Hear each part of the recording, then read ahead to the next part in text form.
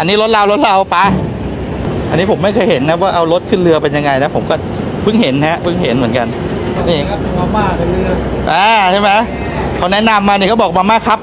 ชั้น2บนเรืออร่อย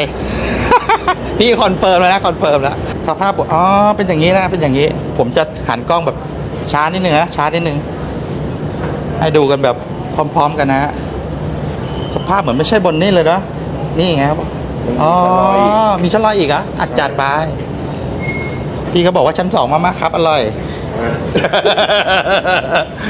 ดูราคาก่อนนะ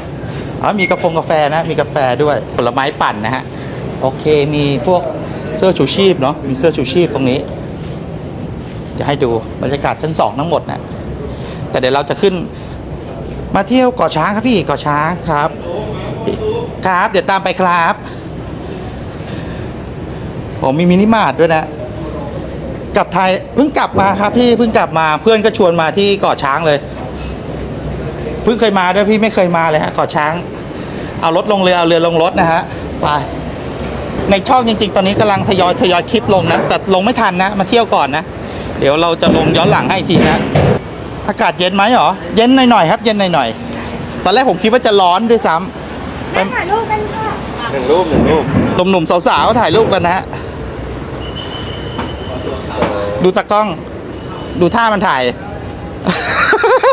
มึงเห็นไหมนะไม่รู้เห็นครับเห็นมืออาชีพว้าวไม่เป็นไรเราไลฟ์อย่างเดียวเลยตอนนี้สีเขียวๆมันคืออะไรเกาะช้างไงทิพหายแล้วเกาะช้างอันนี้มีบนเกาะมีสิงห์ปะเนี่ยคันเลย พี่ๆคนไหนที่เคยไปเที่ยวแล้วแนะนำน้องได้เลยนะครับแนะนำมาเลยเดี๋ยวเราหลบหน่อยเพื่อนถ่ายวิว1 2 3ก็เหมือนจะออกแล้วอะก็ไวอยู่นะหรือว่าพอหมดคิวแล้วเขาจะออกเลยอันนี้ผมไม่ทราบนะเพราะดูตรงที่รันจ่าเร็วไอ้ดำเร็วไอ้ดำ ดิ่งด้วยพาแม่มาด้วยครับแม่มาด้วยเพราะจริงๆผมตั้งใจว่าอยากตัดคลิปก็คือเต็มมาแหละแต่จริงเราอยากตัดคลิปให้เสร็จก่อนนะแล้วเราค่อยมาเที่ยวนะแต่คราวนี้ตัดคลิปไม่ทันจริงๆฮะกลางทะเลสัญญาณจะอ่อนๆหน่อยได้ครับพี่แต่ขอให้พอมีสัญญาณก็ยังโอเคนะไปออกแล้ว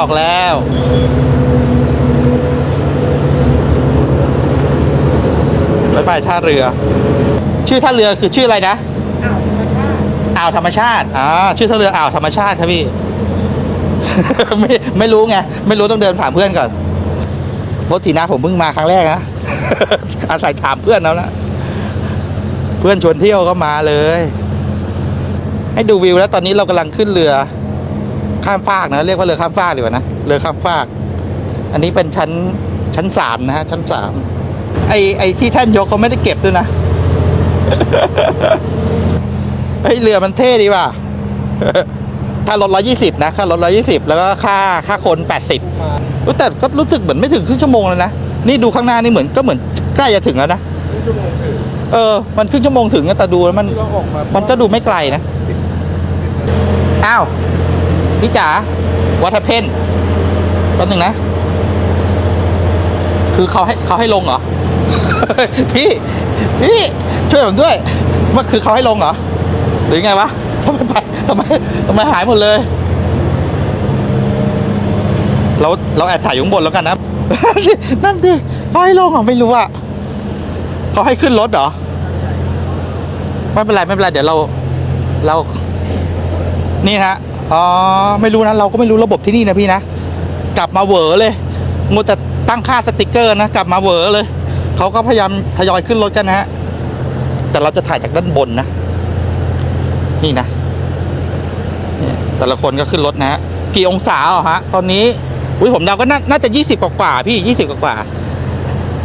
ลมไม่ค่อยร้อนเท่าไหร่นะลมเย็นนิดหนึ่งนะลมเย็นนิดหนึ่งเย้ไม่นานนะจริงๆเราคุยกันแป๊บนึงนะ นี่เพื่อนเรียก เดี๋ยวลงไปเดี๋ยววิ่งตามไปเพื่อนเรียกแล้วเราจะถ่ายเกาะช้างครับพี่เกาะช้าง เราเอารถขึ้นเรือนะเอาเรือขึ้นรถมานะฮะอ๋อนี่ก็มีเรือก็มีหลายลำอยู่นะเฮลโลทุกคน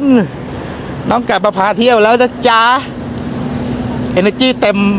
เม็ดเต็มหน่วยนะเราจะอยู่ที่นี่3 วัน 2 คืนนะอาจจะมีแถมวันนะไม่แน่ใจนะไม่แน่ใจเพื่อนบอกว่าให้เอาชุดมาเผื่อผมเอาชุดมาเผื่ออาทิตย์นึงอะแต่คิดว่าไม่น่าถึงอาทิตย์นะฮะไม่น่าถึงอาทิตย์เราก็มาถ่ายบรรยากาศกันแบบนี้เลยนะฮะจังหวัดตราดครับพี่จังหวัดตราดนี่เรามาดูว่าเขาเทียบเรือเห็นเพื่อนบอกให้ถ่ายตอนเทียบเรือสวัสดีครับแต่ผมงงที่แบบโห10 ล้อมาเลยเหรอผมไม่คิดว่าแบบจะเป็นแบบ10 ล้อมาเลยนะฮะดูเพื่อนบอกเทียบเรือนะขอบคุณครับที่ขอบคุณครับโลโก้ทิกตอกฮะขอบคุณครับนะเพื่อนมันบอกนะว่าเราอยู่ต้นนะเราต้องรีบลงนะ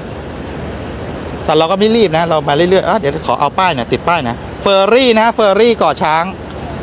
อันนี้ผมไม่แน่ใจว่าไอเรือเขาจะมาจาก